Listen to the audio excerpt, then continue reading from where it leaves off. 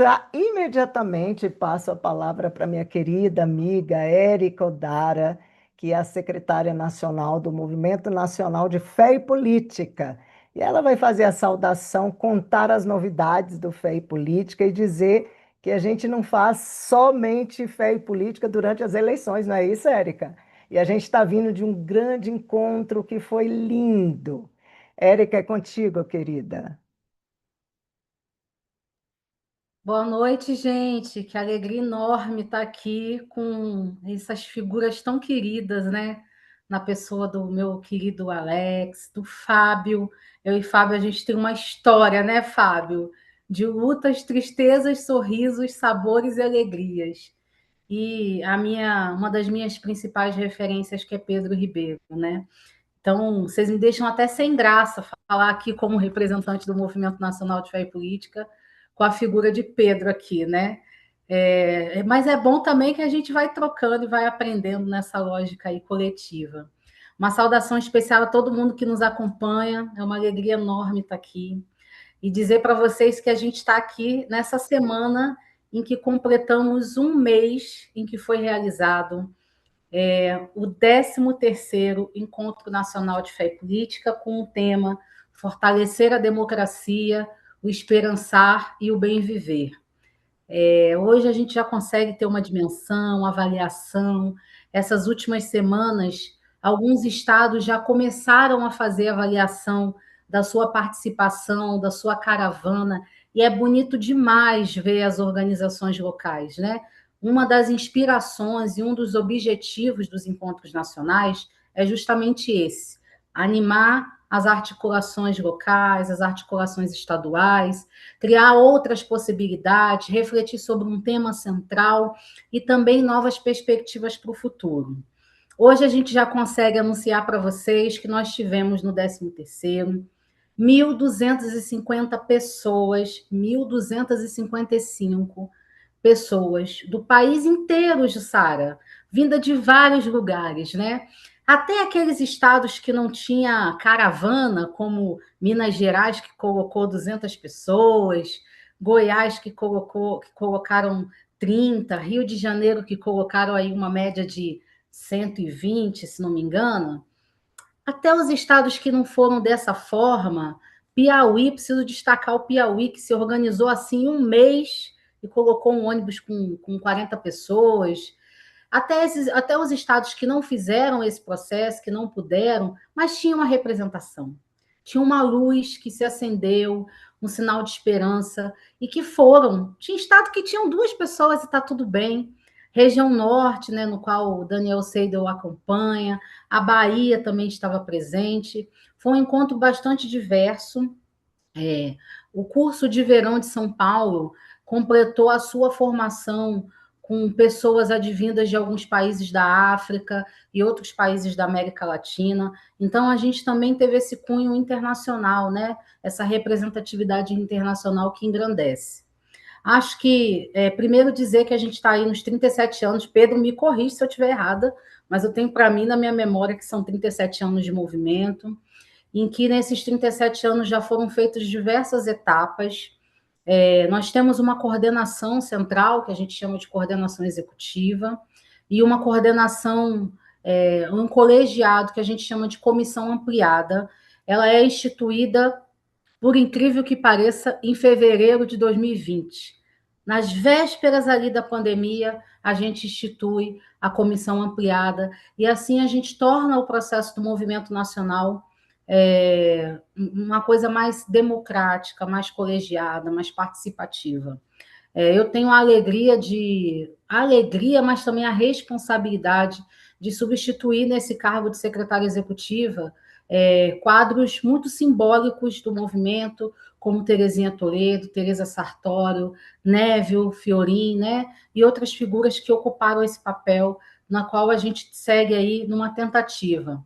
Sou a primeira mulher preta também a ocupar esse espaço e de outra matriz religiosa. Sou um bandista. E aí, nisso, eu trago o primeiro desafio do Movimento Nacional de Fé e Política desses últimos tempos, né? Que é sair da dimensão ecumênica para uma dimensão, como gostava de falar Dom Pedro Casaldáliga e Marcelo Barros está sempre ressaltando, uma lógica macroecumênica, mas que a gente também usa aí uma dimensão interreligiosa. O 13º se colocou alguns desafios. O primeiro, voltamos ao local onde foi o primeiro encontro nacional. Uma terra simbólica, uma terra sagrada, região do ABC, São Bernardo do Campo, uma terra de um histórico de muita mobilização sindical por direitos civis, trabalhistas, e ali fizemos o 13º. Depois, a gente escolhe uma relação de tema que não anda mais sozinho. Não é possível defender a democracia sem fortalecer e resgatar esse esperançar que nós precisamos carregar nos nossos corações, nas nossas lutas. A luta está muito árdua, né? Todo dia a gente abre a TV e fica sabendo de uma notícia ruim. Nós batemos todos os recordes de feminicídio nos primeiros 3 meses do ano de 2026. Aqui é onde eu moro, em Brasília, a irmã do dono de um restaurante foi assassinada no sábado pelo seu ex-companheiro, um militar, que a matou e tirou a sua própria vida depois de ter sido depois ela está em medida protetiva e ele infelizmente alcançou. Então, reacender esse caminho do esperançar é um dos grandes objetivos quando a gente promove esse grande encontro, para que a gente possa voltar para as nossas bases e ter condição de lutar, né, por um caminho mais democrático, por luta por direitos sociais, políticos e de direitos humanos. E, por fim, esse resgate dessa relação do bem viver, né? E aí a gente resgata Ailton Krenak, né, em que diz que o futuro é ancestral ou não será. Ou a gente olha para trás, reverencia os nossos povos originários, os donos, verdadeiros donos dessa terra, ou a lógica do capitalismo vai nos consumir de uma forma. E Pedro, em uma das falas dele em algum lugar, eu me lembro que ele dizia: a gente anda com medo de expressar a palavra capitalismo, parece que ela sumiu do nosso meio, viu, Pedro? Eu assisto suas aulas com muita atenção. Então, o bem viver precisa ser um grande mote. Bem, nos reunimos, está posto para nós, para o Movimento Nacional de Fé e Política, que é fundamental uma renovação, uma valorização e protagonismo da juventude. E engraçado que em todas as avaliações que ocorreram nas últimas semanas, e o grande debate era o papel da juventude para o Movimento Nacional de Fé e Política, né? E vai ao encontro de um texto que Frei Beto escreveu após o 12º, chamado Cabelos Brancos. E aí, quando a gente fala de juventudes, não é só juventudes de trazê-la, mas a juventude de dar voz, vez e protagonismo para essa juventude. Acho que alcançamos um pouco isso, sabe, Jussara, Fábio, Pedro, Alex, acho que a gente alcançou, mas ainda é necessário fazer mais. Junto dessas juventudes, a gente traz a importância da gente olhar a diversidade, os novos formatos de linguagem, de saberes, né, as novas formas de comunicação, enfim.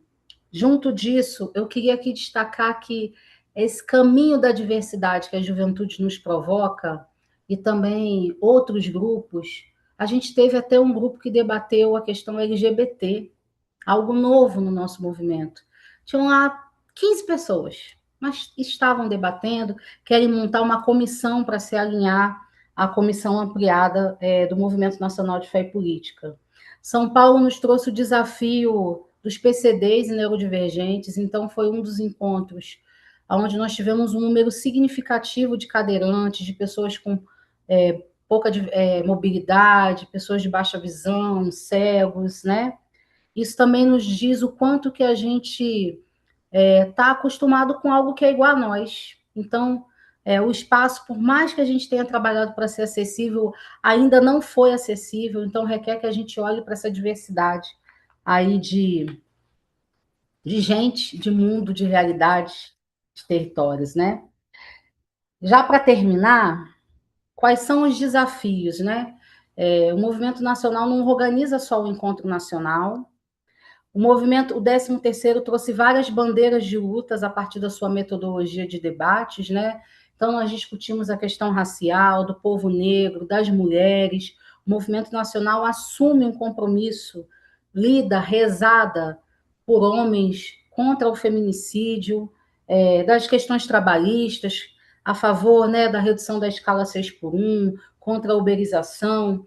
A gente traz vários compromissos a partir das suas plenárias de convergências, após as plenárias de debates. Tem uma carta, Jussara, no site do Movimento Nacional de Fé e Política, essa carta está longa. Acho que a gente nunca teve uma carta tão longa, né, Pedro? Mas isso também é resultado de um debate intenso, diverso, de muitas bandeiras, de muitas pautas, de muitas lutas. Essa carta está disponível para quem quiser se apropriar dela. É uma carta que está muito boa, foi muito bem composta, né? No grupo da metodologia, que estava coordenado pela Samanta, que é de São Paulo, Pedro, Daniel, nosso querido Padre Godoy, e eu contribuí um pouco. Então tá lá essa carta, dá para a gente ver um pouco do resultado das discussões. Se coloca como desafio, né, a continuidade da interreligiosidade. Então, a gente teve um acréscimo de pessoas de outros segmentos religiosos, mas, obviamente, a maioria foi de movimento cristãos católicos, mas já abrimos, já ampliamos um pouco mais. Tivemos uma mãe de santo participando do processo da elaboração da espiritualidade. Essa valorização das juventudes precisam dar continuidade. E o que a gente faz agora, né? Então, a gente tem um desafio aí de articular os estados, ou a nível regional, animar as bases, os grupos que estão surgindo. Isso vai dar trabalho, mas a gente tem uma comissão ampliada boa que ajuda, isso não fica só a cargo da coordenação executiva, nem meu como secretária. E, nesse momento, defender a democracia, mas, acima de tudo, contribuir para um projeto político popular, que não pode estar só em torno de um processo eleitoral, né? Cabe a gente, quanto movimento, ir para além desse debate, não só como conteúdo, mas como mobilização. Acho que é isso, Jussara. Se tiver faltado alguma coisa, vocês me cumprimentam aí, viu, gente? Gratidão, Érica. E logo Nada. após a fala de quem será agora, que é o Luiz, eu colocarei aqui no YouTube o link para que possam acessar a carta. Então, gratidão, Érica. O 13º foi um momento de renovação, de esperançar, da gente também poder discutir o que nós estamos trazendo aqui hoje, os desafios para a realidade, né, das nossas eleições, e não só para a eleição, mas cada uma de nós, como esse ser político, e a importância desse desafio para fortalecer a democracia. Então, Érica, gratidão por sua presença, sinta-se à vontade, fique conosco, se não nos acompanhe lá pelo YouTube, após as falas aqui de boas-vindas. E eu já chamo imediatamente o Luiz Felipe, que é secretário do OMA, né, Luiz, que é o Observatório Nacional de Justiça Socioambiental, mas você conta para a gente o que é isso e traz para nós, Luiz, como é que vocês estão pensando, faz a sua saudação aqui para essa nova versão do nosso Encantar a Política e também que desafios são esses, né, para fortalecer a democracia. Chega aí. Saudações, saudações. Tudo bem, pessoal? Que alegria estar aqui com todo mundo. Essa sala aqui cheia de gente boa. Estou olhando aqui no YouTube também, mais de 50 pessoas já nos acompanhando de todo que é lugar do Brasil. Que alegria retomar esse mutirão. Ele faz bater forte aqui o nosso coração. Eu estava pensando, cada vez eleições mais disputadas, né? 1 milhão de votos, 2 milhões, 200 mil. Cada voto é um voto. Então, esse mutirão, ele representa muito, né? Ele representa muito. Ele representa o nosso desejo de conquistar mentes e corações para um projeto, como a Erika estava dizendo, um projeto popular, um projeto que pense na maioria, resgatar o sonho republicano, o princípio republicano, né? Do bem para a maioria. Então, eu acho que esse mutirão ele nos traz uma alegria e um esperançar, como já foi dito aqui. Eu sou Luiz Felipe Lacerda, como já foi apresentado, eu sou secretário executivo do Observatório Nacional de Justiça Socioambiental Luciano Mendes de Almeida, o OMA. Quem conheceu o Dom Luciano, né? É, de Mariana, bispo emérito de Mariana, era presidente da CNBB também na época da redemocratização do Brasil, famoso, conhecido como amigo dos pobres. E o OMA é um observatório da província dos jesuítas do Brasil. E ele se conforma dentro de uma rede de organizações da província dos Jesuítas do Brasil, que a gente chama de Rede de Justiça Socioambiental, que tem várias presenças no Brasil inteiro, de norte a sul, e que se conecta também com uma rede latino-americana. São 40 organizações da Companhia de Jesus na América Latina, em formato de centros sociais, que há mais de 40, 50, 60 anos trabalham na assessoria, no acompanhamento dos movimentos das comunidades de todo o nosso continente, né? Além disso, eu sou vinculado à Universidade Católica de Pernambuco, a Unicap, então tem dois chapéus aqui, né? Tem um mais da academia e um outro mais vinculado aos centros sociais.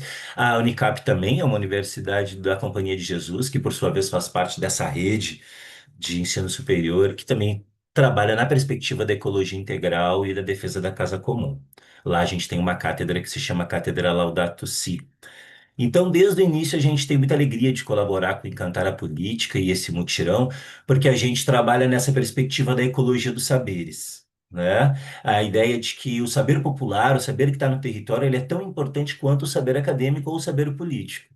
E como que a gente coloca esses saberes em pé de igualdade para poder fazer esse diálogo.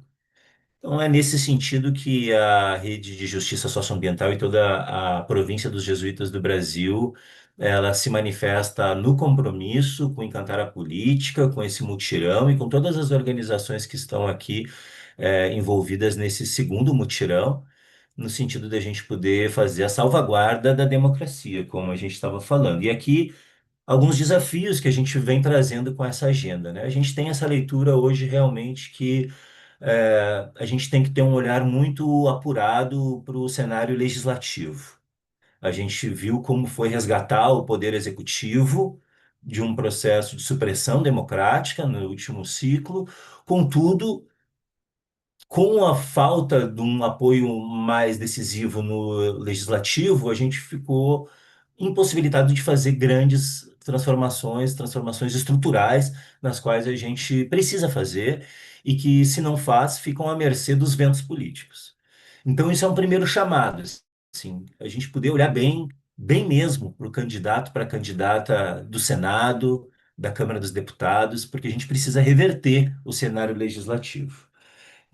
Um outro ponto que é ainda dessa macro, que é esse mutirão da esperança, e aí a gente trabalha aqui sempre dentro da perspectiva da ecologia integral, né? E a ecologia integral, ela traz também, então, nos convida a essa pedagogia do cuidado, né? Então, a gente tem evocado as pessoas a retomarem também os mutirões locais pelo cuidado do bem comum. Juntar as pessoas para cuidar da praça, para cuidar do canteiro, para cuidar daquilo que é comum daquela comunidade, da canchinha de futebol, né? Do pessoal ali onde o pessoal se reúne para jogar bocha, em outro lugar, para jogar dominó, pintar, arrumar, melhorar. E nesse encontro do cuidar do que é comum, a gente poder trocar essa ideia, né, sobre a política, sobre o nosso estado da vida. Então, a gente tem desencadeado uma reflexão da micropolítica, da política do bairro, de como a gente junta dois, três ou quatro, vai arrumar aquela árvore que está caída ali, vai pintar aquela cancha que está precisando de cuidado. E nesse mutirão do cuidado do que é comum, a gente resgatar esse espírito e poder trocar a ideia com o pessoal que a gente precisa chegar, né? A gente precisa furar nossas bolhas e chegar nesses outros espaços. Então, esse é um segundo ponto. E isso vai descendo para uma coisa muito concreta, né, Jussara e colegas? Assim, para nós, a ecologia integral, ela é operada a partir de uma perspectiva de justiça socioambiental. E a gente tem a ideia de que o nosso país ele foi construído sob pilares das injustiças. E para nós tem grandes três pilares dessas injustiças que o nosso projeto político ele precisa tensionar, que na verdade para nós são as consequências de todos os problemas sociais, econômicos, ambientais que a gente vê, estão lá no fio da meada, encontrando esses três pilares. O primeiro é a concentração de terra e de renda. Então a gente precisa tensionar esse pilar sobre a concentração de terra e de renda. Depois é o machismo. A Érica falava muito bem dos índices que vão alarmando a gente com feminicídio, né? Então, como é que a gente consegue tensionar com o nosso projeto político a perspectiva do machismo e do patriarcado? E o segundo, e o terceiro, desculpa, é a questão do racismo e da xenofobia. Então, pensar concentração de terra e de renda, machismo e racismo, para nós, são as colunas centrais do nosso projeto político. E a gente precisa tensionar isso. Isso vai se desdobrando em muitas outras perspectivas, e eu quero chamar só duas, apontar duas delas específicas, uma que a Érica já trouxe. A gente tem desenvolvido junto com uma experiência que se chama Tapiri Ecumênico, a consolidação de uma reflexão de que a salvaguarda da nossa democracia tem que passar pelo debate interreligioso. A gente tem que entender que nos últimos ciclos políticos o discurso religioso foi aparelhado politicamente para gerar o ódio entre as crenças que são diferentes.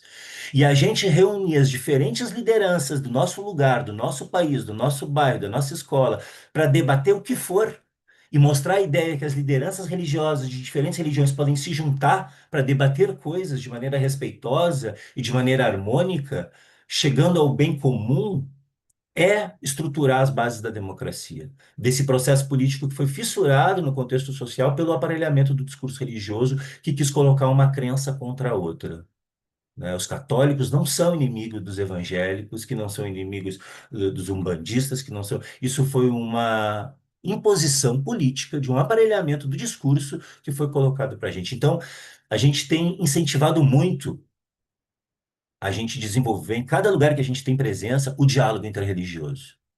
E às vezes não precisa nem chamar o diálogo interreligioso para falar de política, porque às vezes isso pode estar interditado. Mas então vamos falar da merenda escolar, vamos falar do bairro, vamos falar do transporte público, vamos falar de outra coisa, né? Mas unir as diferentes lideranças é fundamental para a gente fazer a salvaguarda da democracia. E o outro aspecto é retomar o debate. Hoje a gente vê o debate do 6 por um, né? A gente até estava discutindo aqui com o companheiro Eduardo Brasileiro esses dias, na ideia de que a gente tem que encontrar fôlego nesse sistema, depois de uma reforma trabalhista, inclusive, que prejudicou muito mais as estruturas, mas a gente não pode abrir mão de uma visão um pouco mais utópica da sociedade do mundo do trabalho, que a gente está aqui há meses discutindo frestas para respirar, mas a gente parece que abriu mão daquele sonho da economia solidária, da educação popular e de uma outra economia.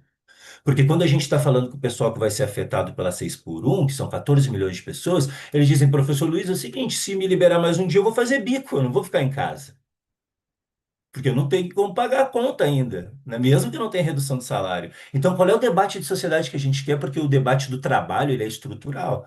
Então, a gente tem que também retomar um pouco o debate da economia solidária, das outras formas de trabalho, dos coletivos de trabalho e assim por diante, né?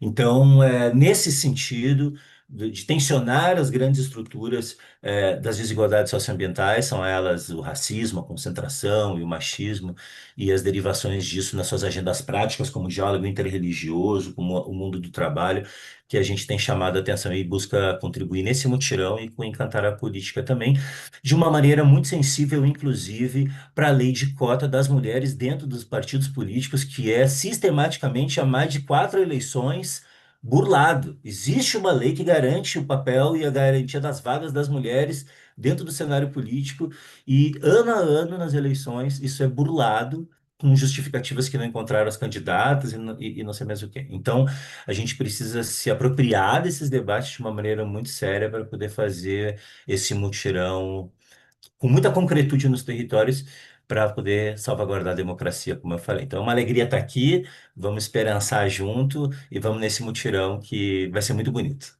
Obrigado. Gratidão, Luiz. É isso. Nós estamos aqui para juntos e juntas e juntos pensarmos de fato como a gente avança nesses desafios que não são poucos, né? Temas que você traz, mas dizer que o mais importante é cada um ali no seu pedaço, fazendo o seu diálogo a partir de um olhar e a gente está junto aqui, né? Quantos temas importantes que você nos apresenta e siga conosco.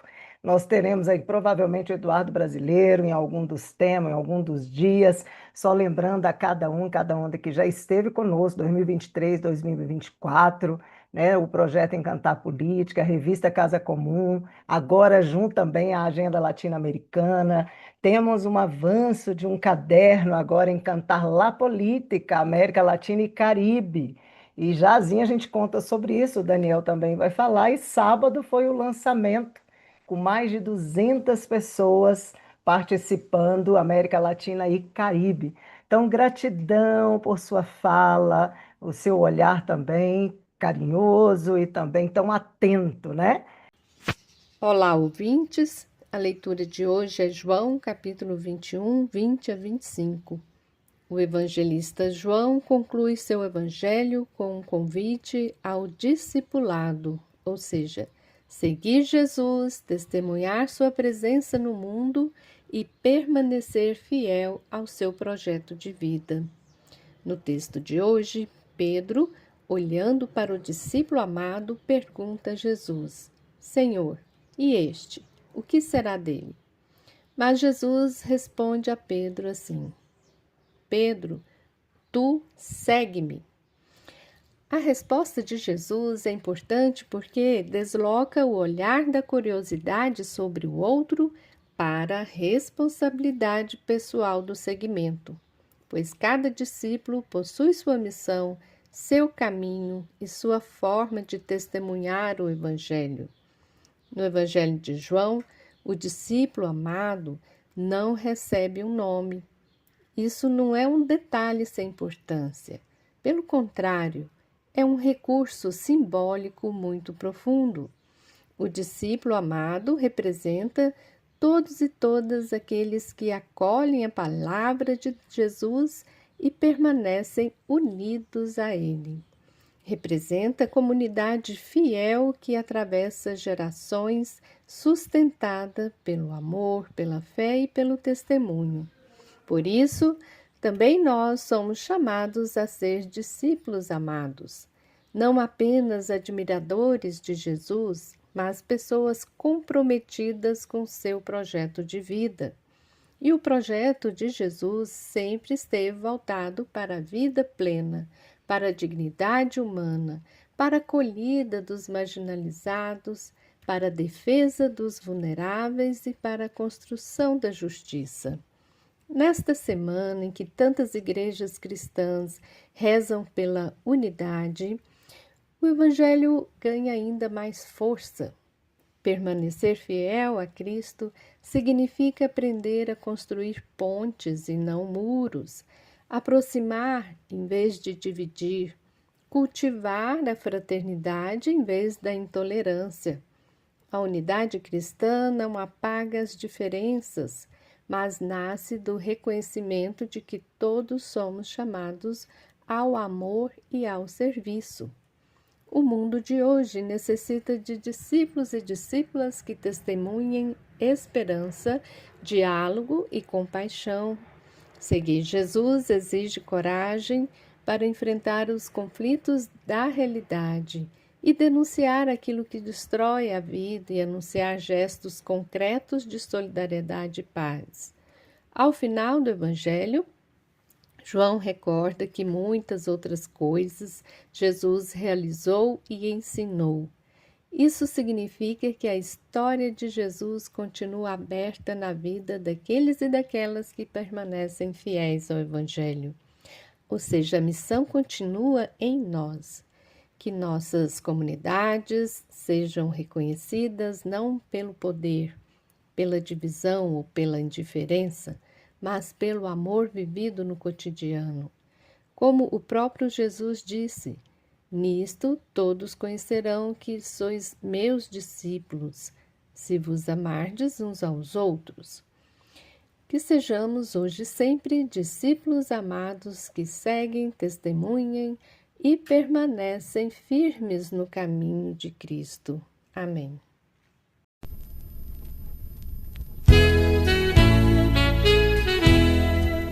Boa nova, irmão, já chegou. Jesus Cristo nos diz conversão. Seu projeto de fraternidade vai mudar vida e coração. Justiça e paz se abraçarão.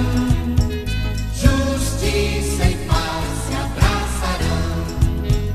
Justiça e paz se abraçarão. Justiça e paz se abraçarão. Bem atentos à sociedade, bem comum, todos dando as mãos. Os direitos, também os deveres, respeitados por todos serão.